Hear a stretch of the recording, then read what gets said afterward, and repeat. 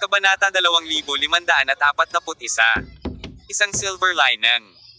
Si Tsurui ay nakaupo sa lupa ng kalahating oras nang walang sinasabi. Nagsara ang sarhento. Ito ay maaaring dahil ang kanyang mobile phone ay walang kapangyarihan, ngunit si Tsurui ay mas handang maniwala na ang commander ng militar ang sadyang piniling magsara. Gusto niyang harapin ang mga panganib na iyon ng mag-isa. Kuro, hindi ka sapat na kapatid. Malakas na hinampes ni Tsurui ang lupa. Kung magkasama kayong haharap sa mga paghihirap, ito ay tinatawag na kapatid. Tinanong ng military advisor si Tsurui waiting in place. Waiting for Marshall to collapse nang hindi niya kayang tiisin ang pressure, pero para kay Tsurui, ang ganitong klase ng paghihintay sa kamatayan ay walang pinagkaiba sa paghihintay sa kamatayan. Talagang pinahihirapan nito si Tsurui. Ano ang dapat kong gawin? Ano ang dapat kong gawin? Muntik nang mamatay si Tsurui. Hindi niya alam kung ano ang susunod na mangyayari sa military advisor. Mas gugustuhin niyang samahan ang kanyang magaling na kapatid na humarap sa dugo at ulan. Kaysa maghintay dito ng tulala, ito ay isang uri ng takot sa harap ng hindi alam. Dagdag pa rito, natakot si Tsurui na ang hinihintay niya ay ang balitang aalis na ang military advisor ng tuluyan. Sa anumang kaso, dapat magkusa si Tsurui para ipaglaban ito. Sa relasyon sa pagitan ng mga lalaki at babae, maaaring siya ay napakaliit. Ngunit sa larangan ng digmaan, sa harap ng putukan ng artilleria, siya ang magkukusa na iunat ang kanyang mga braso upang harangan ang kanyang pamilya at mga kaibigan sa likuran niya. Ang Defense Island ay may populasyon na daan-daang libo at sumasakop sa isang malaking lugar. Sa kasalukuyang napakagulong lugar na ito. Ang paghahanap ng isang tao ay katumbas ng paghahanap ng karayom sa isang dayami. Gayunpaman, kailangan na ngayon ni Tsurui na humanap ng paraan para makahanap ng tagapayo. Hindi kita matutulungan kapag ikaw ay nasa pinakamahirap na oras, kaya anong klase kang kapatid? Tumahimik ka, tumahimik ka, tumahimik ka. Inalis ni Tsurui ang isang bote ng inuming tubig at direktang ibinuhos ito sa kanyang ulo. Kailangan niyang kumalma ngayon, kung hindi siya magkakaroon ng kahit kaunting ideya. Ang malamig na tubig ay inis ang balat ni Tsurui. Sa oras na ito, sa wakas ay nagkaroon na siya ng inspirasyon. Bakit kailangang pumunta sa Defense Island ang strategist? Kailangan niyang magnganga ang ngipin at pumunta rito kahit alam niyang baka magkasakit siya. Unti-unting inalis ni Tsurui ang kanyang mag. Iniisip. Hindi kaya, sa islang ito, may isang taong makakatulong sa strategist na gumaling. O naghahanap ba siya ng makakapagpagaling sa sarili niya? Sa kasalukuyan, ito ang tanging paraan upang maipaliwanag ito. Matapos sumikat ang liwanag sa isip ni Tsurui, tumalon siya mula sa lupa at muling tinawag si Hawkang. Sa sandaling konektado ang tawag, sinabi ni Hawkang, "Sir, hindi ko pa rin makontak ang military advisor. Wala pa akong naiisip na magandang solusyon sa ngayon. Huwag mo nang isipin na makipag-ugnayan sa military advisor ngayon. Pumunta ka agad sa computer ng military division at hanapin ang kanyang recent browsing records para makita kung may kinalaman sa sakit. Siguraduhing magmadali, dapat mayroong mga bagay na ito sa kanyang computer." Tandang padamdam panipi, sabi ni Tsurui na may singkit na mga mata. Sa wakas, mayroong isang medyo malinaw na direksyon. Pagkatapos ibaba ang telepono, si Tsurui ay nagsimulang maghintay ng balisang muli. Bilasan mo, paulit-ulit niyang sabi. Matapos matanggap ang utos ni Tsurui, agad na umalis si Hawkang sa kanyang opisina, tumakbo sa silid ng tagapayo, at binuksan ang kanyang computer. May password ang computer na ito. Malinaw na naaalala ni Hawkang na walang password para sa computer na ito sa nakaraan, ngunit bakit nagsimulang magtakda ng password ang opisyal ng militar sa oras na ito? May pinagtatakpan ba siya? Si Hawkang ay hindi mapakali ngayon. Bagamat siya ay nananatili sa likuran tuwing karaniwang araw. Mayroon siyang napakalalim na pagmamahal para sa tagapayo ng militar. Mula sa mga apurahang salita ni Tsurui, napagtanto niya na may nangyari sa military advisor. Guro, hindi ka dapat magkaproblema, sabi ni Hawkang. Ang power on na password ng computer na ito ay hindi isang mahirap na problema para sa Hawkang. Walang pagdadalawang isip siyang naglabas ng USB flash drive sa kanyang bulsa at ipinasok sa USB port. Hindi nagtagal, nagsimulang umikot ang isang modelo sa screen. Pagkatapos lamang ng ilang dosenang segundo ng pag-ikot, nawala ang interface ng pag-unlock ng computer na ito, at lumitaw ang window ng pagpapatakbo sa harap ng mga mata ni Hawkang. Mabilis. Mabilis. Si Hawkang ay parehong naiinip.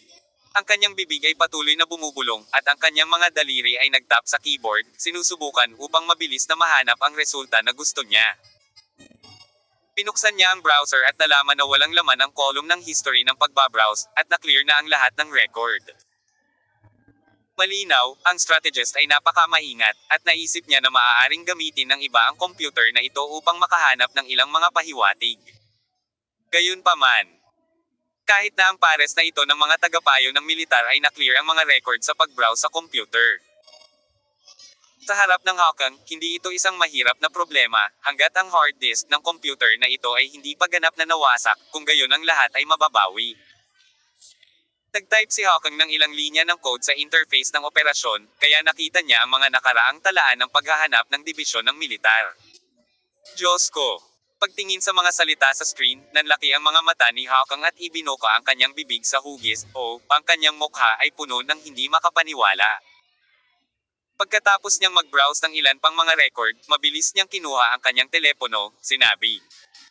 Kailangan kong magmadali at sabihin sa mga matatanda. Ano? Congenital chromosomal abnormality. Abnormal na gene transcription. Nakinig si Surui sa telepono, napakunot ang kanyang noo.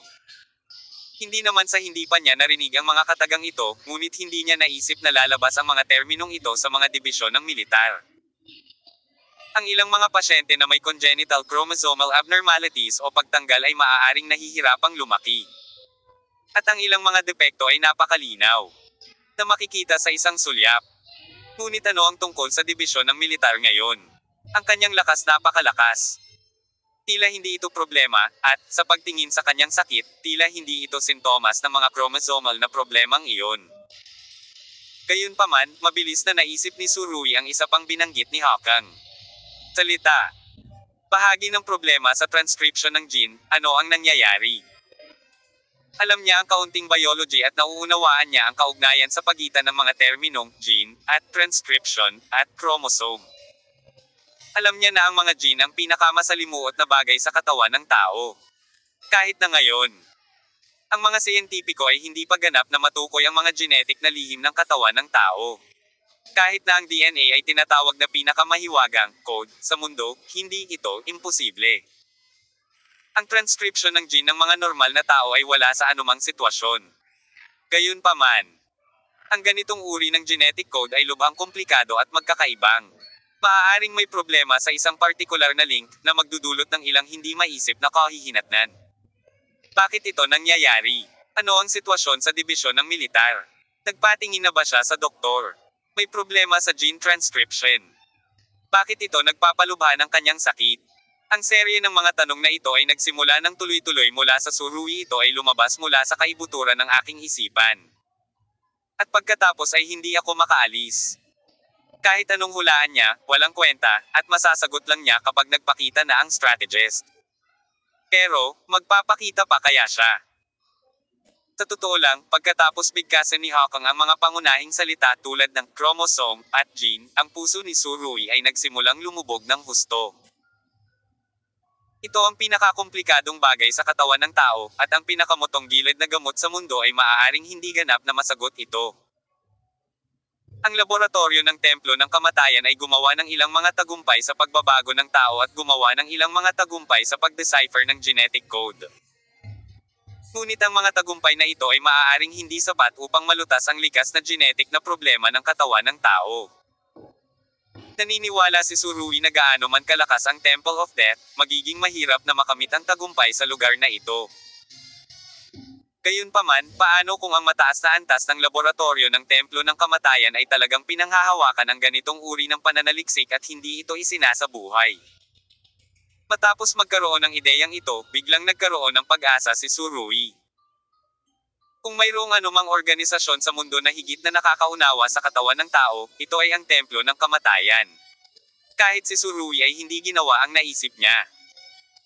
Sa sandaling ito, naisip ni Surui ang hindi mabilang na mga iniisip, at ang pinakadirekta ay, naisipan niyang makipag-ugnayan sa Temple of Death para dito. Kung mailigtas ko ang buhay ng tagapayo ng militar, wala akong pakialam na aminin ang pagkatalo sa templo ng kamatayan. Sabi ni Surui sa kanyang puso. May matigas na tingin sa kanyang mga mata. Oo, para gumamit ng hindi naaangkop na metapora, kahit na ang patay na kabayo ay isang buhay na doktor ng kabayo, kailangan itong subukan ni Surui sa Temple of Death. Ang buhay ay parang drama. Sa hindi inaasahan, sa wakas ay mahahanap na ni Surui ang pinakamalaking kaaway sa mundo para tumulong. Gayunpaman, ang pagtanggal sa templo ng araw ay isang bagay na matagal nang ginagawa ng templo ng kamatayan. Kung may problema sa katawan ng opisyal ng militar, ito ay isang bagay na gustong makita ng templo ng kamatayan. Hindi pa banggitin kung nakabisado na ba nila ang mga makabagong pamamaraang medikal, kahit pinagkadalubhasaan, magagamit ba ito ng mga guro ng militar. Ito ay isang malaking bagay. Pinaikit ni Surui ang kanyang mga mata. Dati na siyang nagpadala ng mga tao upang hanapin ang lokasyon ng sikretong high-level na laboratorio sa templo ng kamatayan. At ngayon ay mayroon na siyang ilang mga detalye, tanging ang huling salita ang kailangan. Kung mailigtas niya ang buhay ng opisyal ng militar. Handang iyuko ni Surui ang kanyang ulo sa sinuman, kabilang ang templo ng kamatayan. Kasama rin dito ang ilang malalaking pamilya sa China na pinahirapan niya ng malungkot. Isakripisyo man niya ang sarili niyang buhay, kailangan niyang ibalik ang buhay ng military advisor. Sinasabi na ang mga nasa hustong gulang ay palaging isinasaalang-alang ang kanilang mga interes. Ngunit ang Surui ay hindi. Hindi niya pinag-iisipan na mabuti kung worth it ba o hindi ang mga kilos niya. Handa lang siyang sundin ang sarili niyang puso. Gusto niyang gawin, ginawa niya.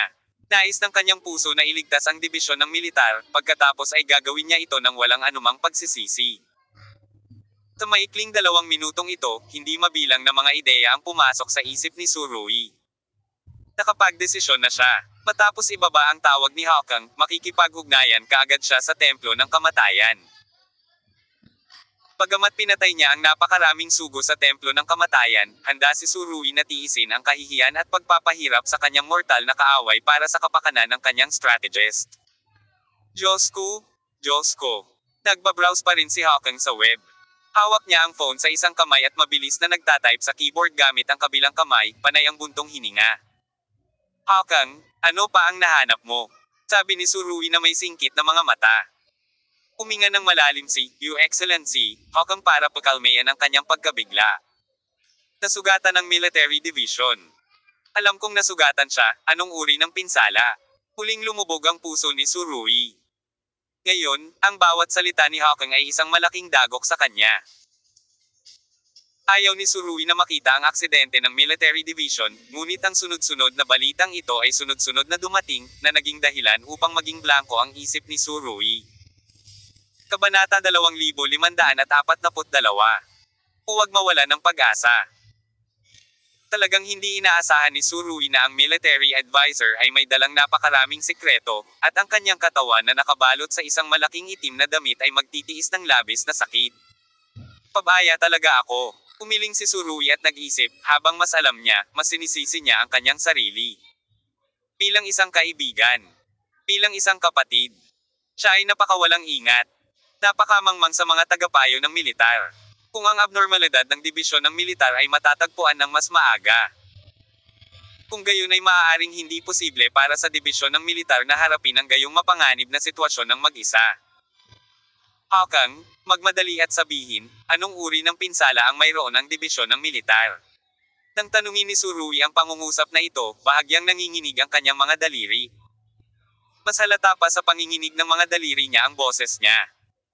Kinakabahan. Hindi maipaliwanag na kaba. Hindi mapigil ang tensyon. Huminga ulit ng malalim si Hawkang. Ngayon, huminga siya na mas malalim kaysa dati. Sir, hindi ko alam kung anong klaseng pinsala ang natamo ng military division. Pero ang mga sintomas niya ay, pagtingin sa mga salita sa screen, tila naramdaman ni Hawkang ang sakit ng military division, at nagsimula na rin ang boses niya. Nanginig siya at sinabing, tumagas ang spinal fluid. Halos hindi mahawakan ni Surui ang telepono. Tumagas ang spinal fluid. Sa katawan ng tao. Ang kahalagahan ng spinal fluid ay masasabing maliwanag. Kung ang ganitong uri ng bagay ay tumagas, kahit na ang mga taong walang kaalaman sa medikal ay maaaring makaramdam ng sakit at panganib. Spinal fluid leakage. Spinal fluid leakage, patuloy na binibigkas ni Surui ang termino, at pagkatapos ay nagsabi. Ang kondisyong ito ay napakasakit, ngunit hindi na ito maibabalik, maaari itong ayusin sa pamamagitan ng operasyon, hindi ba? Sir, ito ang kaso sa teorya. Ngunit ito ay kinakailangan upang makilala ang mga partikular na bahagi. Sa ilang mga lugar, ang operasyon ay masyadong mahirap, at kung ang operasyon ay ginawa, maaaring ito ay nagbabanta sa buhay. Sinabi ni Hawkang. Dapat sinubukan ng dibisyon ng militar na magsagawa ng operasyon sa mga nakaraang taon, ngunit hindi ito naging matagumpay, kaya sa palagay ko ay maaaring kabilang siya sa huling kaso. Wala na ba talagang paraan para ayusin ito? Galit na sinipa ni Surui ang pinto ng kotse. Pumalabog ang pinto ng sasakyan. Walang gustong mabuhay, walang gustong magdusa sa sakit na ito sa lahat ng oras. Alam ni Surui, kung maaayos ang pagtagas ng spinal fluid ng Military Division, tiyak na hindi siya maghihintay hanggang ngayon. Nagseselo si Heaven kay Yingkai. Naisip ni Surui ang apat na salitang ito. Napakagaling ng strategist, nagsisimula ng magselos ang Diyos. Kailangan niyang ayusin ang sobrang sakit. Lubhang hindi mapalagay ang puso ni Surui. Bakit ang gayong mahusay na tagapayo sa militar ay halos hindi mamuhay ng isang masayang buhay para sa mga ordinaryong tao? Kailangan niyang tiisin ang mati. Hinding sakit halos sa lahat ng oras. Bakit? Ngunit kahit na si Suruinaw ay umuungal siya sa langit at walang makakapagbigay sa kanya ng sagot. Hindi siya masasagot ng Diyos. Ang kalagayan ni Surui ay lubos na nababahala kay Surui. Isang malakas na suntok ang dulot nito sa kanya. Mas gugustuhin niyang magdusa ng ganitong uri ng sakit sa kanyang sarili kaysa hayaan ang mga sakit na ito na mangyari sa dibisyon ng militar. Hawkang, check mo ulit, nandyan pa ba ang Military Division? Iba pang kasaysayan ng pagbabrowse, sabi ni Surui. Sa totoo lang, sa oras na ito, nakapagdesisyon na si Surui. Pagkatapos ibaba ang telepono, agad niyang kontaken si Zeus at hihilingin sa kanya na kumilos bilang isang middleman para makontak niya ang templo ng kamatayan. Kinagat ni Surui ang kanyang mga ngipin at walang awa, anuman ang mga kondisyon na iaalok ng Temple of Death, papayag siya, kahit na sa huli ay gusto ng kabilang partido ang kanyang buhay. Okay sir, nanonood ako. Ang mga daliri ni Hawkang ay nagtap sa keyboard, at ang mga code ay nagsimulang dumaloy sa screen na parang tubig. Gayunpaman, hindi lahat ng mga tala sa pag-browse sa screen ay nauugnay sa sakit. Ito ay nauugnay. O kahit na nauugnay. Isang napakaliit na bahagi lamang. Ang strategist ay kailangang makahanap ng maraming impormasyon araw-araw. Nakagawa siya ng isang malaki at komplikadong database ng impormasyon na kanyang nakolekta. Ang paraan ng pagkuha ni Hawkang ay napakatagal, ngunit, upang hindi makaligtaan ang anumang kapakipakinabang na impormasyon, kailangan niyang gawin ito. Gayunpaman, makikita mula sa puntong ito na ang dibisyon ng militar ay maaaring kalmado na magbigay ng mga countermeasure sa maraming bagay.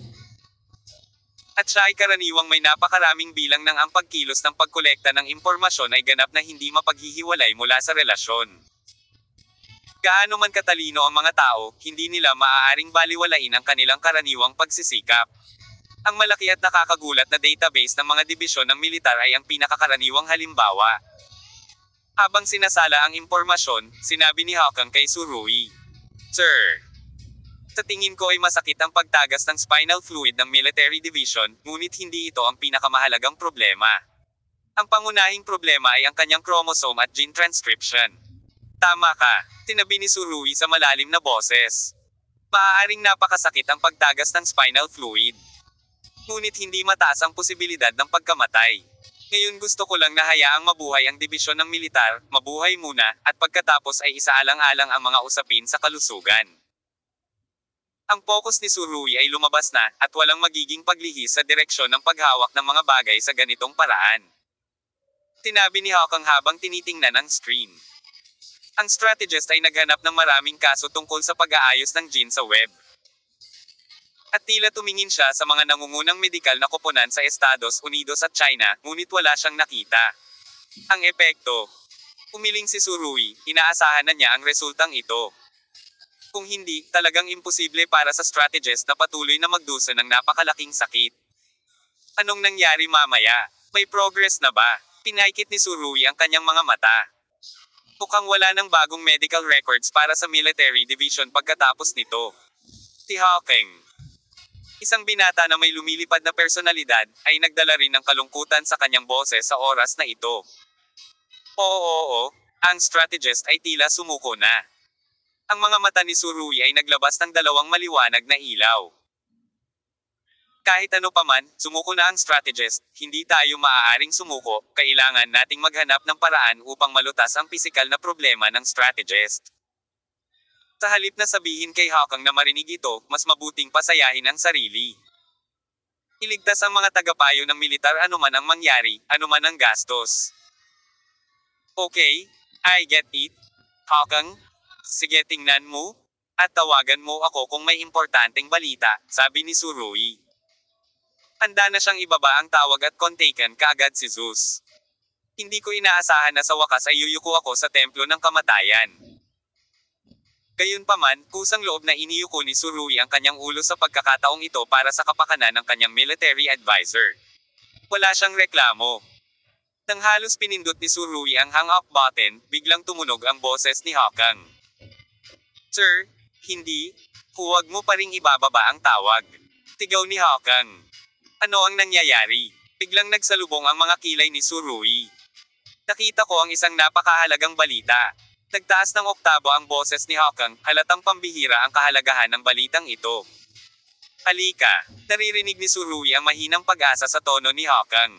Ngayon, para sa kanya, ang anumang kislap ng pag-asa ay nangangahulugang walang kawalan ng pag-asa. Ang lahat ay nangangahulugan na posible na isave ang buhay ng dibisyon ng militar. Ikinaway ni Hawking ang kanyang kamao. Ginoo, bagaman ang mga sintomas na ito ng mga tagapayo sa militar ay medyo bihira, mayroon silang mga nauna noong nakaraang siglo. Isang president. Matapos marinig ito, halos tumalon si Surui ng 3 talampakan ng taas. Ito ay pag-asa. Ang kanyang puso ay lumubog na sa ilalim, ngunit sa sandaling ito ay muli niyang itinaas ang kanyang boses. Sa ganitong emosyonal na pagtaas at pagbaba, kung hindi sapat ang iyong pag-iisip, maaari kang magkaroon ng atake sa puso. Ano ang naging resulta? Sabi ni Surui. Pagkasabi niya nito, kinakabahan talaga siya. Natatakot siya na ang kaso na binanggit ni Hawking ay isang bigong halimbawa. Ito ay isang piraso ng balita, ang pagiging tunay nito ay hindi matukoy sa ngayon. Habang iniskan ang pahina, ipinahayag ni Hawking ang mga nilalamang ito sa pinakamaikling wika. Mukhang hindi lamang noong nakaraang siglo, kundi pati na rin sa nakaraan. May mga congenital abnormalities ng mga chromosome tulad ng mga dibisyon ng militar. At ang mga sintomas ay ipinahayag din bilang hindi regular na sakit, at sa edad, ang sakit ay nagiging mas at higit pa. Lumalala pa lalo. Sinabi ni Surui sa malalim na boses, ito marahil ang mga sintomas ng mga tagapayo ng militar. Hindi bababa sa parehong uri ng sakit ang natagpuan. Hindi bababa sa mayroong ilang mga reference na kaso. Gayunpaman, ang susunod na boses ni Hawking ay biglang lumala. Ang mga pasyente lang na iyon ay halos walang sino man ang mabubuhay ng lampas sa edad na 20. Pupunta ako. Matapos marinig ito, si Surui ay likas na nagsabi ng isang pangungusap. Ayon sa kanyang kasalukuyang paghatol, tiyak na mahigit 20 taong gulang na ang dibisyon ng militar. Kung tutuusin, magkabilang panig 6 o 7 taon na kaming magkakilala, at imposibleng 12 o 13 taong gulang pa lang ang strategist noong una kaming nagkita. Sa madaling salita, maaaring nalampasan ng strategist ang limitasyon sa edad ng congenital disease na ito. Ngunit ano ang magiging huling resulta? Maaari bang palawigan ang deadline para sa ganitong uri ng pambihirang tagumpay? Siyempre pwede. Dapat pwede. Mariin na ikinuyong ni Surui ang kanyang mga kamao. Ang kasalukuyang sakit ng strategist ay maaaring unti-unting tumitindi. At maaaring siya ay namatay sa lalong madaling panahon. Sa sandaling naisip ito ni Surui, naramdaman niyang sumikip ang kanyang dibdib at labis na sumasakit ang kanyang puso. Talagang hindi niya matanggap ang realidad ng palm sa military advisor. Tingnan natin kung may mga bagong natuklasan, sabi ni Surui. Nagpatuloy si Hawkang sa pag-browse sa mga webpage na iyon, gayunpaman, dahil sa pagdating sa pangunahing punto, halatang bumagal ang kanyang bilis. Sir, noong nakaraang siglo, mayroon talagang mga kaso na angkop para sa mga dibisyon ng militar. Ang taong iyon ay nabuhay pa sa edad na 50. Muling tumaas ang boses ni Hawkang, halos katumbas ng pagsigaw. At siya ang may akda ng papel na ito. Halos tumalon si Surui mula sa lupa pagkatapos marinig ito. Kung ang pasyenteng ito ang may akda ng artikulong ito, kung gayon mayroon siyang paraan upang gamutin ang congenital disease na ito. Diyos ko! Hindi mapigilan ni Surui na maramdaman na nakaligtas siya sa isang desperadong sitwasyon. Ano pa ang sinabi niya sa thesis? Ikinaway ni Surui ang kanyang kamao at nagtanong. Maikling ipinaliwanag niya ang proseso ng paggamot. Hindi ipinaliwanag ng papel ang teknikal na pamamaraang ito ng detalyado. Gayunpaman, tinabi ng may akda na kahit na matagumpay na ang operasyon, kailangan pa rin niyang kumuha ng pangmatagalang paggamot. Isang espesyal na gamot sa imyon, maaaring harangan ng gamot na ito ang ilan sa mga side effect ng operasyon. Anong klaseng gamot? Mukhang nakahuli si Surui ng straw na naging iligtas buhay ngayon. Magpa-opera, at pagkatapos ay kumuha ng gamot, maliligtas ang karamdaman ng sundalo. Sir, isa sa mga pangunahing sangkap ng imyon na gamot na ito ay, huminto si Hawkang, sa tingin ko ay pamilyar ka sa terminong ito. Magsalita ka. Si Surui ay namamatay sa pagkabalisa, at si Hawkang ay nagbebenta pa rin sa oras na ito. Oo, hindi napigilan ng henyong programmer na sumigaw. Sun Shaolun. Kabanata 2543. Ang iyong hitsura. Saman. Si Surui ay hindi natuwa nang marinig ito, ngunit nahulog sa isang sandali ng pag-aalinlangan. Sa nakalipas na 2 taon, sa ilalim ng pamumuno ni Lin Aoshu, ang pangkat ng siyentipikong pananaliksik ng bikang ay direktang nag-synthesize ng sansamolan sa microscopic field, na lubos na nagbawas sa gastos ng produksyon ng gamot na ito. Gayunpaman, alam ni Surui na ang 3 oksama na ito ang pangunahing sangkap ng mga psychiatric na gamot. Kahit na, ang bagong gamot na, X1, na sikat sa Europa at Estados Unidos, ay pa rin ang pangunahing sangkap ng sansamolan. Ito kaya ay ang congenital chromosomal abnormality at gene transcription abnormality ng military division ang magdudulot ng kanyang mental problems. Pagamat nagdala si Hawkang ng plano sa paggamot, hindi ito napakagandang balita para kay Surui. Hindi niya lubos maisip. Kung ang sobrang matalinong strategist ng militar ay nagsimulang uminom ng gamot na ito sa mahabang panahon tuwing weekdays, magkakaroon ba ito ng mas maraming side effect sa espiritu? Bagaman, gusto ni Surui na kasing dami ng santao ammonium. At hindi problema na ibigay ang tonelada nito sa military advisor, ngunit talagang ayaw niyang panoorin ang military advisor na kumuha ng ganitong uri ng espiritu, parang droga. Nakikinig sa katahimikan ni Surui sa kabilang dulo ng telepono. Tila nahulaan ni Hawkang kung ano ang iniisip ng amo, kaya't sinabi niya, Asir, dapat kang maging masaya, anuman ang magiging epekto ng sanwaksamlan, at least, nakahanap na kami ng pag-asa. Ang mga pahayag ni Hawkang ay nagpabalik sa isipan ni Surui. Oo, hindi pa nalulutas ang problema sa operasyon, bakit may kaugnayan na naman sa droga?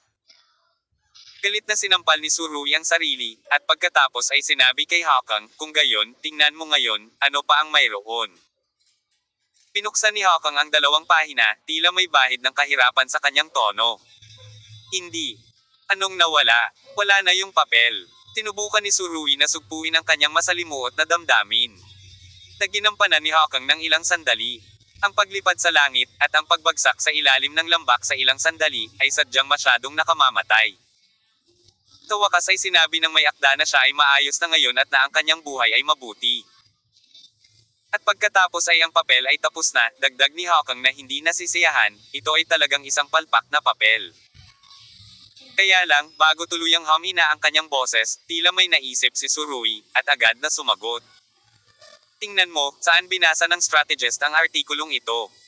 Tandang padamdam panipi. Ang mga daliri ni Hawkang ay nagtap sa keyboard, mabilis niyang nakita ang pinagmulan ng balita, at pagkatapos ay sinabi. Sir, ang artikulong ito.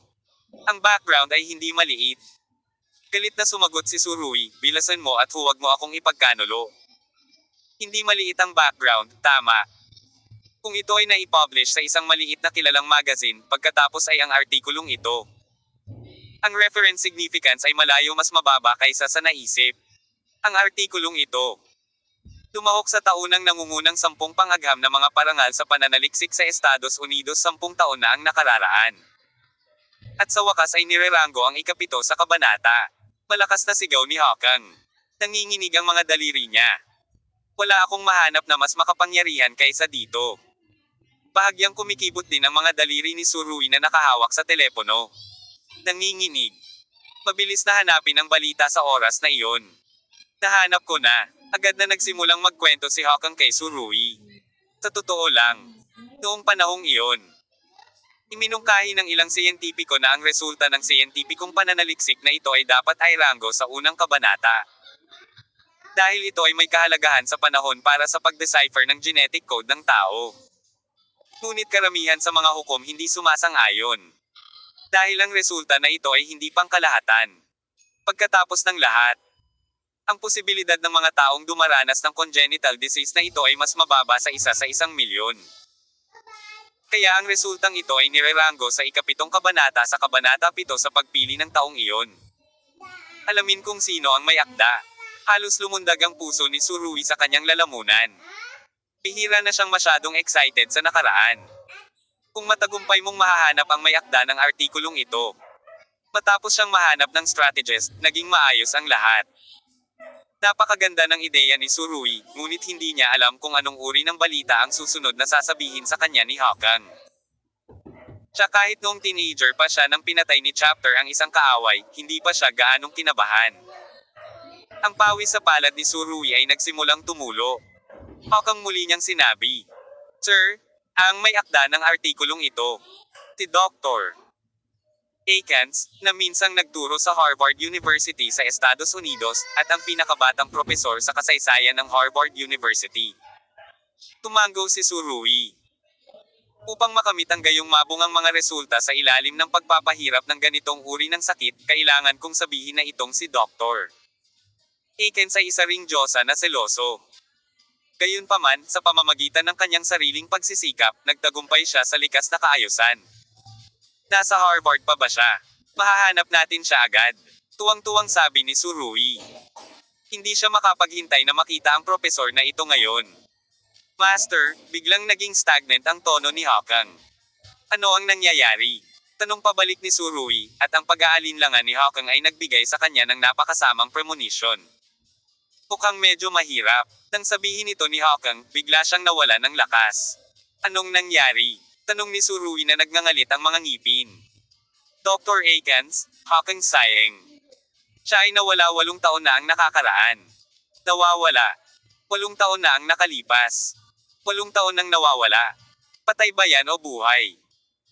Malinaw, walang balita sa mahabang panahon, at ang posibilidad ng kamatayan ay malinaw na mas mataas. Halos mapanganga si Tsuruoy pagkatapos marinig ang pangungusap na ito.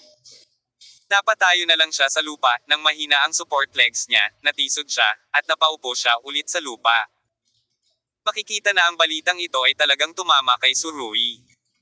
Ang serye ng mga dialogue nila ni Hawkang ay talagang twists at turns. Gayunpaman, nang si Tsuruoy ay malapit nang makakita ng pag-asa, muli siyang natamba sa ilalim. Ang pakiramdam na ito ay hindi mabata. Gayunpaman, walang pakialam si Tsuruoy kung bumagsak ang kanyang emosyon, ang mas mahalaga sa kanya ay ang buhay ng military advisor. Huminga ng malalim, sinabi ni Tsuruoy, Hawkang, hindi tayo maaaring sumuko.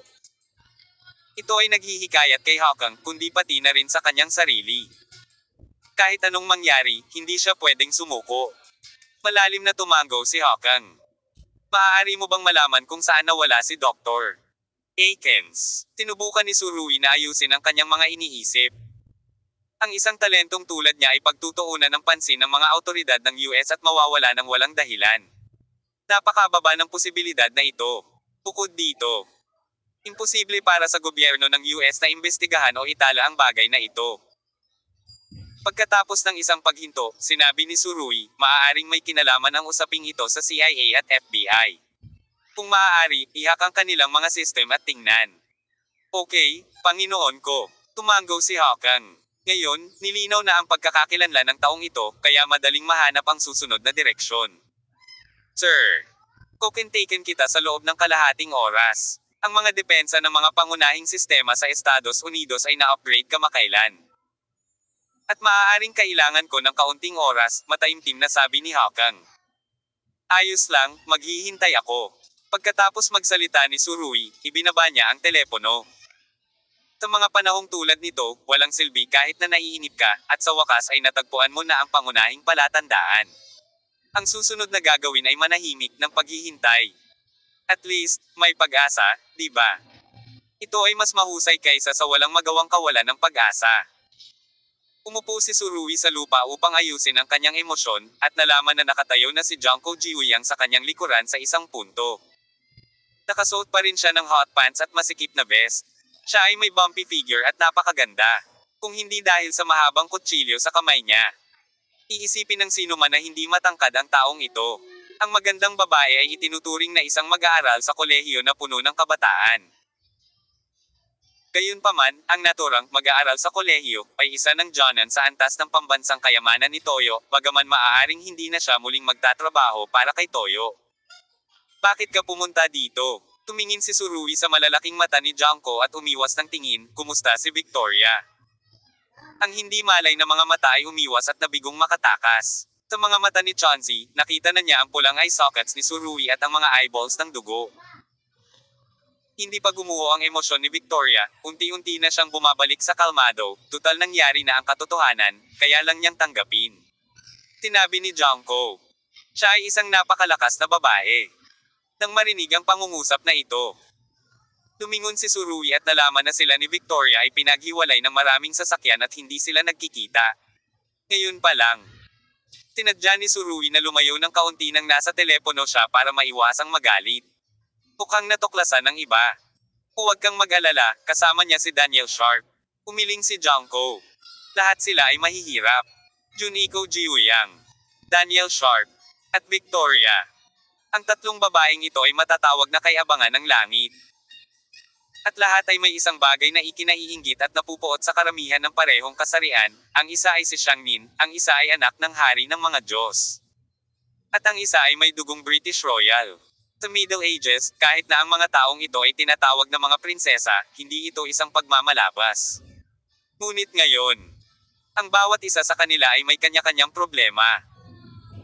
At ang mga kaguluhang ito ay higit na malubha kaysa sa hindi mapakali na mga karanasan ng mga ordinaryong tao, at kailangan nilang isakripisyo ang kanilang buhay.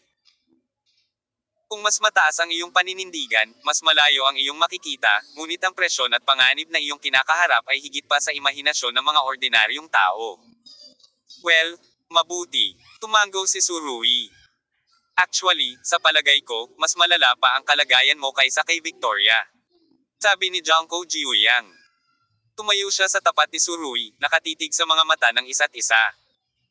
Alam mo, noong tumawag ka lang, nakatayo ako roon at nanonood. Itinuro ni Junko ang isang puno na may 10 metro ang layo. Sinabi niya, hiniling sa akin ni Victoria na makita ka, wala kang tiwala sa kanya, at wala rin siyang tiwala sa iyo. Pinilit ni Surui na pilitin ang isang ngiti. Kanina pa ako ganito, nakita mo na ba? Tumango si Junko, hindi siya ngumiti. Nakita ko nga lahat. May bahid ng solemnity sa ekspresyon ni Junko, ngunit may bahid din ng kalungkutan. Hindi pa niya nakita si Surui na mukhang kampante, at hindi niya inaasahan, ang mukhang makapangyarihang lalaki na ito ay mayroon ding mga sandali ng kahinaan. Kabanata 2544. Ang pagpili ng mga militar na tagapayo. Ang lahat ay hindi maaaring tumingin lamang sa hitsura. Ang Surui ay medyo pasog pagdating sa pakikitungo sa mga tao at bagay. At umabot pa sa punto ng pagdurusa sa relasyon ng lalaki at babae. Gayunpaman, sa sandaling siya ay bumalik sa larangan ng digmaan. Maaari siyang magkatawang tao sa makapangyarihang Apollo. Buksan ang kanyang mga mata-arms. Protektahan ang mga miyembro ng pamilya at mga kaibigan ng matatag sa likod mo, kahit na nasaktan ka sa lahat, hindi mo hahayaang masaktan ang mga taong pinapahalagahan mo. Kahit konti. Maraming beses nang nag-away sina Junko at Surui. Marami na siyang nakitang Surui na mukhang desperado, ngunit hindi pa niya ito nakita sa ganoong pagkalito at walang magawa. Nang makita niya si Surui na tumayo mula sa lupa at pagkatapos ay bumagsak muli sa lupa sa isang estado ng kawalan ng pag-asa, naramdaman ni Junko ang kanyang puso na tumitibok. Mahal na mahal niya talaga ang lalaking ito. Sa oras na ito, gusto talaga ni Junko na yakapin si Surui ng mainit na yakap. Wala itong kinalaman sa ibang damdamin, isang simpleng yakap lang ipadama sa kanya ang init ng mundong ito. Sa opinyon ni Junko, napakaraming bagay talaga ang dala ni Surui. Kung ito ay magpapatuloy, ang kanyang espiritu ay babagsak sa lalong madaling panahon. Medyo nahihiya pa si Surui at napakamot ng ulo. Nawasak ba ang imahe ko sa puso mo? Iniunat ni Johnzy ang kanyang mga kamay at idiniin ang pisngi ni Surui. Hindi, sa puso ko, palagi kang nakatayo sa ibabaw ng lupa at hinding-hindi magbabago. Puno ng sinseridad ang tono niya at kumikinang ang malalaking mata niya. Salamat sa pagsuporta sa akin. Si Surui ay nagpasalamat sa kanya ng seryoso. Ito ay mula sa puso, hindi isang magalang na salita. Nababasa niya ang nasa isip ni Junko. Mabuti yan. Saglit na nag-alinlangan si Junko, ngunit dahan-dahang ibinaba ang kanyang mga kamay. Gayunpaman, nang dumausdas ang kanyang mga kamay sa mga balikat ni Surui, nag-alinlangan siya sandali, ngunit hindi pa rin siya tumigil at binawi ang kanyang mga kamay. Ito ay isang hindi natapos na yakap. Tila hindi napansin ni Surui ang detalyeng ito ni Johnzy, umiling siya. Ang usapin ng dibisyon ng militar ay medyo nalitaw sa akin. Naiintindihan ko, hindi ko rin inaasahan. Magiging ganito. Halata ang pagkalungkot sa boses ni Junko. Malinaw niyang narinig ang sinabi ni Surui kay Hakang, at alam din na may malubhang karamdaman ang military advisor. Habang si Surui, na nagmamadaling magalit, ay hindi man lang napansin na si Junko ay nakatayo sa tabi niya sa lahat ng oras. Hindi rin makapaniwala si Junko. Siya at ang strategist ay magkatabi na lumaban. Sa Xinghua, nakita ni Junko ang mahika ng strategist. She didn't expect that this super think tank with no last resort, actually may mga problema din na hindi niya kayang solusyonan. Matutulungan lamang natin ang tagapayo ng militar kung kalmado natin ang ating sarili ngayon. Sabi ni Junko, hawak ang kamay ni Surui. Malamig ang mga kamay ni Surui, at maging ang pawis sa kanyang mga palad ay malamig. Naramdaman ang init mula sa palad ni Junko, tumango si Surui, at saka pilit na ngumiti. Hindi napigilan ni Junko na matawa. Tumawa ka, mas masahol pa sa pag-iyak. Nahihiyang hinawakan ni Surui ang kanyang ilong, at saka muling bumantong hininga. Maghihintay ako sa iyo saglit. Aktibong sabi ni Junko. Nakasandal lang silang dalawa sa sasakyan at nagsimulang maghintay ng tahimik. Siguro may epekto ang comfort ni Junko. Ngayon si Surui ay hindi na balisa gaya ng dati, at alam din niya na ang ganitong bagay ay hindi maaaring minamadali.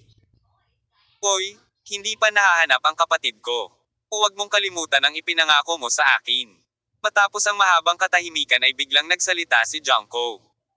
Hindi ko ito makakalimutan, nagsimula na ang mga tao na hanapin ito. Tinapik din ni Surui ang kanyang balikat. Huwag kang mag-alala, tiyak na mahahanap namin ang iyong kapatid. Well, tumangala si Johnzy sa langit. Ikaw ang pinakamaaasahang taong nakilala ko, kung hindi mo man lang mahanap ang kapatid ko, baka walang relasyon ang ate at kapatid natin sa buhay na ito. Mapait na ngumiti si Surui. Dapat ba akong magpasalamat sa iyong pagpupuri sa akin ng labis? Ang puso ko. Sumagot si Junko, sana okay tayong lahat. Ito ang pinakasimpleng pag-asa, ngunit ito ay puno ng pinakatapat na damdamin. Napakahirap gawin ang hiling na ito sa katotohanan. Gayunpaman, habang naghihintay sina Surui at Junko Jiuyang sa tugon ni Hakang, isang nayon ang lumitaw sa harap ng tagapayo. Medyo magulo ang village na ito, at ang sigawan ay maririnig mula sa malayo.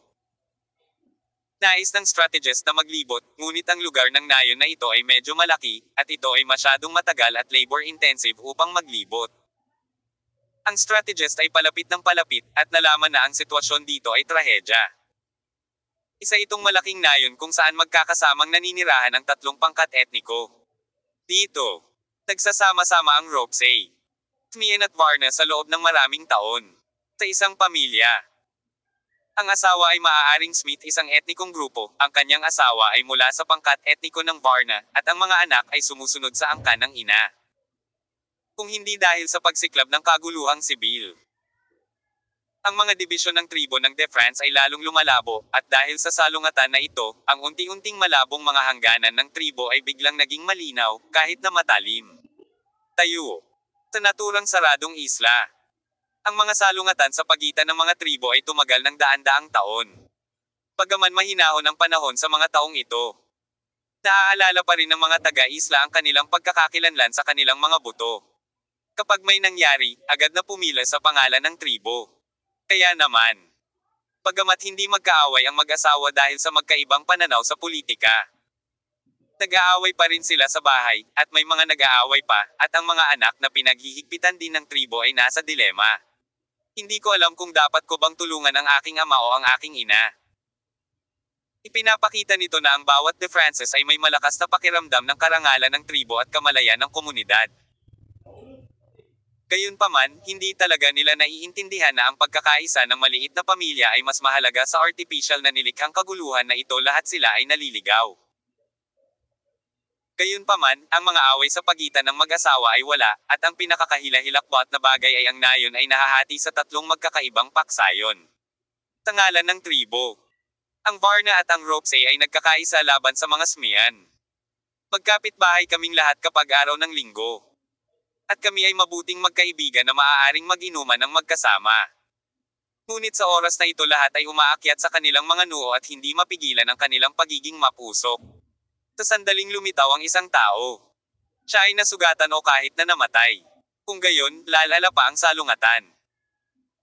Ngayon, tiyak na dahil ilang mga Ropsey ang napatay ng mga tao sa parehong nayon, kaya nagkaroon ng malawakang labanan sa tatlong tribo na nagresulta sa mabibigat na casualty.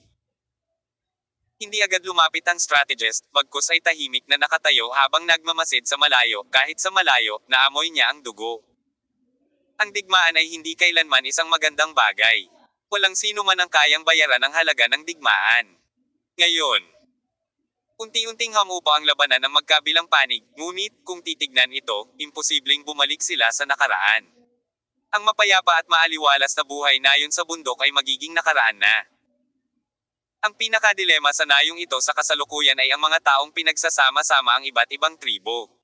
Ang kanilang mga mag-asawa ay kabilang sa magkaibang kampo. Ang puso ay puno ng laman. Sino ang makakaalis nito?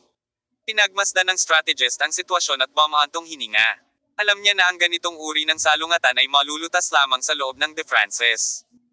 At anumang panlabas na puwersa ay hindi magiging epektibo. Maaari lamang nitong ipagpaliban ang salungatan, ngunit hindi kayang lutisin ang mga salungatan. Nang gagamitin na ng strategist ang kanyang bilis sa pagtawid sa nayon, biglang nanlamig ang kanyang mga mata.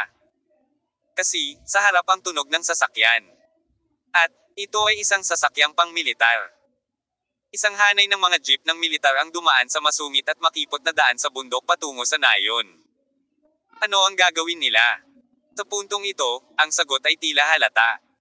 Narito ang mga sundalong ito upang sugpuin ang kaguluhan. Talagang walang awa si Klim, kahit ang maliit na nayon ng bundok na ito. Gayunpaman, nang makita ng sarhento ang matatangkad na mga sundalong nakakamouflage na tumatalon mula sa mga sasakyang militar, napagtanto niya kung ano ang nangyayari.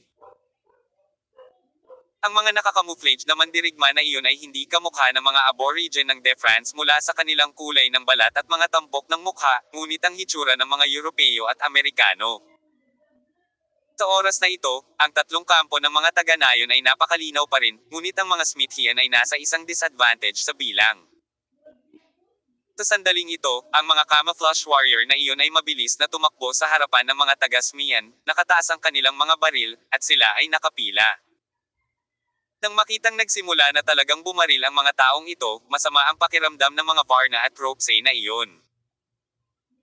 Napigilan na nila ang momentum ng angkan ng Simian, ngunit sa ganitong sitwasyon, ang kabilang partido ay nagsimulang muling magkaroon ng momentum. Sa suporta ng mga baril, nagsimulang sumigaw muli ang mga Smian. Pilasan mo at patayin ang mga taong ito. Pinipigilan nila ang pag-iisa ng De France, lahat sila ay alien. Hindi dapat hayaan silang mabuhay. Nakapatay na sila ng ilang tao mula sa angkan ng Simian. Nang makita ito, pinamumunuan ng camouflage warrior. Hindi siya nagsalita, iwinagayway lamang ang kanyang kamay na may malamig na ekspresyon sa kanyang mukha. Buksan ang mga baril. Dahil dito, tumunog kaagad ang mga putok ng baril, at isa-isang bumagsak ang mga taga-nayon ng dalawang tribo. Kung sasabihin mong shoot, shoot, walang pag-aalinlangan. Ito ay isang grupo ng mga mamamatay tao na Verdugo. Ito ay halos isang panig na patayan. Hindi, asawa ko yan, hindi, huwag mo siyang patayin. Sa sandaling ito, isang babae ang biglang sumugod palabas ng kampo ng simian, na tila isang baliw. Dahil, nakita niya mismo na ang kanyang asawa ay binugbog hanggang mamatay sa lugar. Gayunpaman, ang mga camouflage warrior na iyon ay hindi nagpakita ng anumang awa, ni isang bakas ng pagbabago-bago sa kanilang mga mata. Ang babae ay tumakbo sa hanay ng bala tulad nito, at bago niya maabot ang kanyang namatay na asawa, siya ay binaril ng maraming beses sa likod, at pagkatapos ay nahulog sa lupa. Ang isang bata ay nagsimulang umiyak, sinusubukang sumugod palabas. Ang mag-asawang namatay ay ang kanyang mga magulang. Matigas ang ulo niyang hinawakan ng kanyang lolo at lola. Lahat sila ay mga Smithian. Gayunpaman, ngayong sinimulan na ng hukbo na sugpuin ang madugong panunupil, sa kasong ito, ang mga madugong Smiyan lahat sila ay nagsimulang makaramdam ng labis na hindi komportable. Ang nayon sa bundok na ito ay naging isang madugong purgatorio. Sa patuloy na tunog ng putok ng baril, dahan-daang lumabas ang opisyal ng militar sa mga palumpong. Kabanata 2545. Kumuhit ng kutsilyo para tumulong. Sa katangian ng isang strategist, pagkatapos makita ang sitwasyong ito, imposibleng umupo ng walang ginagawa. Hinding-hindi niya hahayaang mangyari ang gayong trahedya ng tao. Bagamat binanggit ng strategist sa text message kay Surui na ang isyu ng De France Island ay dapat lutisin sa loob ng mga aborigin ng isla. At hindi dapat makialam ang mga tagalabas, ngunit dahil nakatagpo ang strategist, paano ito mababaliwala? Bagamat ngayon na ang pinakamagandang oras para sa mga strategist na tumawid sa nayon, kusang loob siyang sumuko.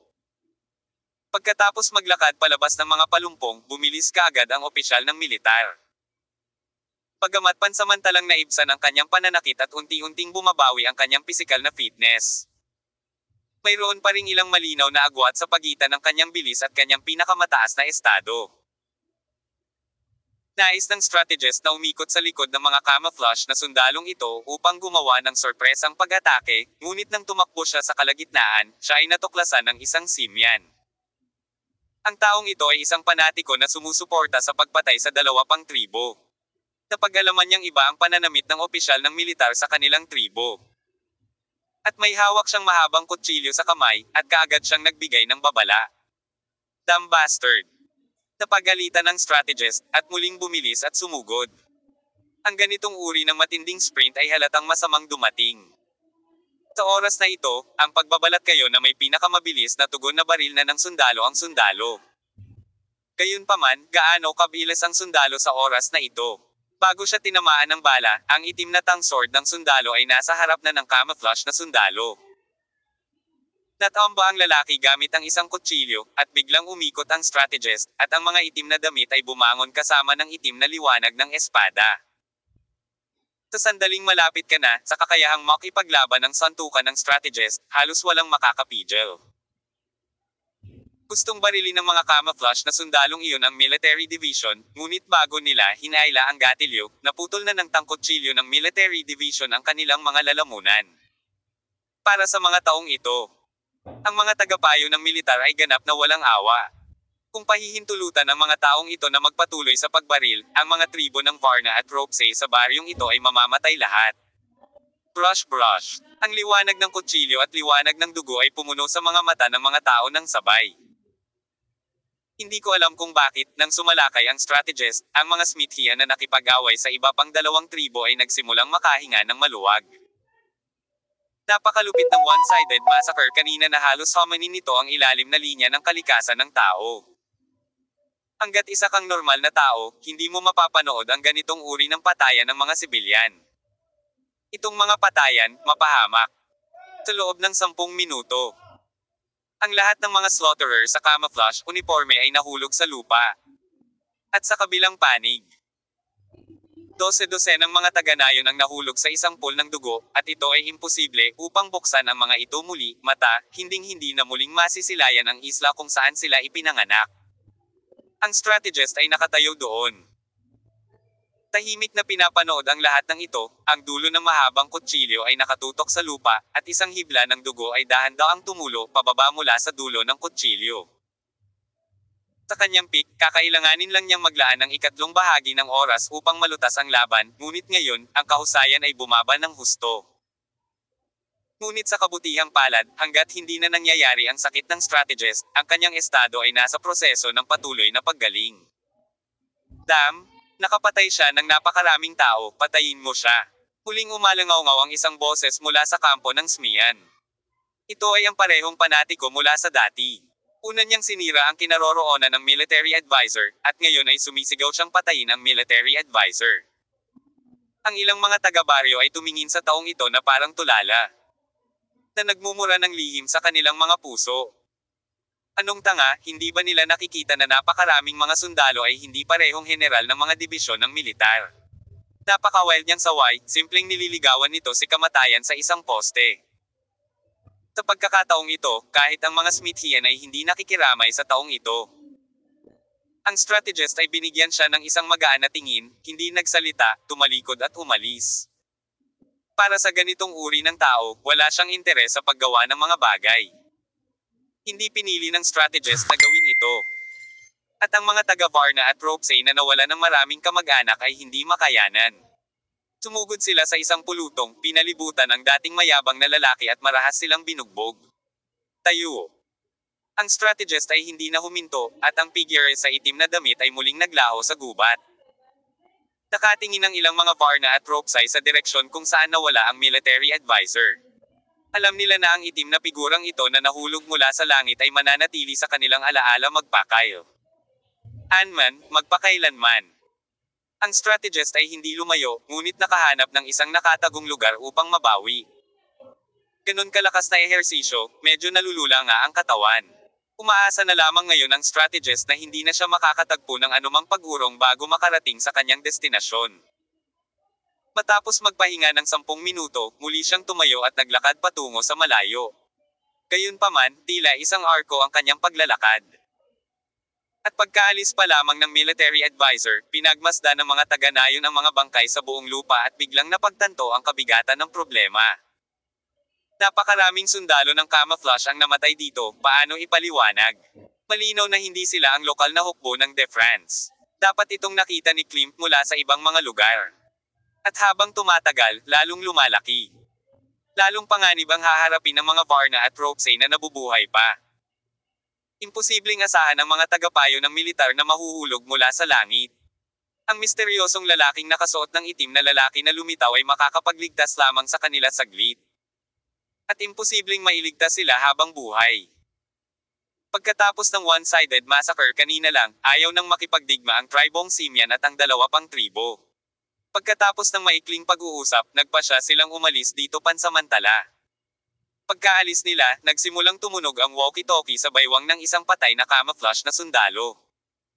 Gayunpaman, maraming sumigaw doon, ngunit walang sumasagot. Makalipas ang kalahating oras. Marami pang sasakyan ang nagmamaneho patungo sa lugar na ito. Hindi pa nakaparada ang mga sasakyan. Tumalon mula sa upuan ng co-pilot ang isang lalaking naka-camouflage uniform na may ranggong Major S. Kanyang balikat, "Pumaba ka, Major Sus." Tumingin siya sa mga patay na subordinate, puno ng bisyo ang mga mata. Akala ko isa lang itong malakihang nayon. At espesyal na inayos ni Sus ang ilan pang mga tao para turuan ng leksyon ang mga suwail na De France na iyon. Pero ngayon, marami ring namatay ang mga De Frances, ngunit walang natira sa mga lalaking pinadala niya. Anong nangyayari dito? Anong nangyayari dito? Pakiramdam ni Major Sus parang nanginginig ang boses niya. Hindi ba dapat one-sided battle lang ito? Bakit naging ganito? Nababaliw na si Sus. Tumingin siya sa paligid na may nakakatakot na mukha, at pagkatapos ay umungol, nasaan ang mga tao sa nayong ito? Saan nagpunta silang lahat? Maldite silang lahat, maldite silang lahat. Pumaba talaga si Klimt sa sasakyan sa likuran niya, at ngayon ay mas kamukha niya ang valet ni Major Sus, at wala siyang kapangyarihan sa paggawa ng desisyon. Lubhang naagrabyado si Klim nang naisip niyang ang kanyang katayuan bilang isang gobernador ay hindi kasing ganda ng isang maliit na mayor. Ngunit walang paraan, ang sitwasyon ay mas malakas kaysa sa mga tao, kailangan niyang iyuko ang kanyang ulo. Kung magpapatuloy ang sitwasyong ito, kahit na makapagtatag siya ng isang malayang bansa at maging presidente ng De France sa hinaharap, magiging alipin na lamang siya ng iba. Halika at tingnan kung ano ang ginawa ng iyong mga tao. Galit na naglakad si Major Su sa harap ni Klim, hinawakan siya sa kwelyo ng napakalakas, at sinampal siya ng malakas, hilahin. Suray-suray na hakbang si Klim at muntik nang mahulog sa lupa. Sa gayong mga kalagayan, ang kanyang nominal na gobernador ay walang anumang imahe o dignidad. Puno ng galit ang puso ni Klim, ngunit nang makita niya ang mga bangkay sa buong sahig, biglang kinilig ang kanyang puso. Ano ba ang nangyayari? Bakit patay na ang lahat ng camouflage na sundalo na ipinadala ni Mr. Marshall? Malinaw na ito ay dapat na maging isang panig na patayan, ngunit ang resulta ay lampas sa imahinasyon ng lahat. Tapos na. Iyon lang ang nasa isip ni Klimt sa ngayon. Ang mga taong ito sa Marshall ay pawang mga elite. Ngunit lahat sila ay napinsala sa De France, ang bagay na ito ay dapat na may tumayo at yumako ng responsibilidad, at walang mas responsable kaysa sa Kling M na mas nararapat. Malaki ang posibilidad na siya ang iwanan. Hindi. Kailangan kong gumawa ng paraan para maibalik ang sitwasyon. Pinilit ni Klimt na kumalma. Sa oras na ito, malinaw na nararamdaman niya ang mga mata ni Major Sus na puno ng galit, at inilagay niya ang kanyang nag-aapoy na sakit sa likod. Maingat na sinuri ni Klimt ang mga sugat ng mga nakakamuflag na sundalo, at habang tinitingnan niya, lalo siyang natakot. Dahil, lahat ng mga taong ito ay namatay sa mga sugat ng kutsilyo, at sila ay nakamamatay sa isang suntok. Sa paghusga sa hugis ng mga sugat na ito, lahat sila ay pinatay ng iisang tao at iisang kutsilyo. Pinatay niya ang napakaraming elite na mersenaryo ng mag-isa, kaya gaano kalakas ang taong ito. Maaaring ang mamamatay tao ay ang variable sa bibig ni G. Marshall. Biglang nanlamig ang puso ni Kling. Napakalakas ng lalaking ito na kung papatayin siya, baka hindi niya ito mapigilan. Major Sus, sigurado akong ang mamamatay tao na ito ay hindi katutubong ng De France. Matigas na sinabi ni Kling. Isa itong tagalabas. Mayroon siyang sapat na pananakot kay Mr. Marshall. Napakahusay na mga kasanayan.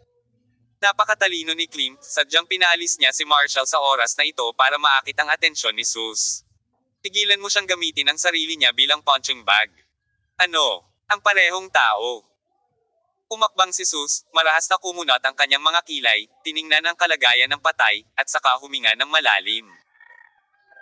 Napakaraming elite na sundalo na armado ng mga assault rifles, ang lahat ay namatay sa ilalim ng malamig na sandata ng isang tao. Mag-isa. Mayroon lamang isang tao sa kabilang panig, at maaari itong magdulot ng napakalaking pinsala. Si Sus ay hindi kumilos ng padalos-dalos, ngunit sinabi ng may kabagsikan. Dapat alam ng mga taga-baryo na naninirahan dito ang sitwasyon, hindi sila makakatakbo ng malayo. Bilisan mo at kumuha ng isa at magtanong. Gayunpaman, ito sa sandaling iyon, isang mahinang boses ang umalangaw-ngaw sa hindi kalayuan. Alam ko ang sitwasyon. Sabi ng lalaking may dugo sa mukha.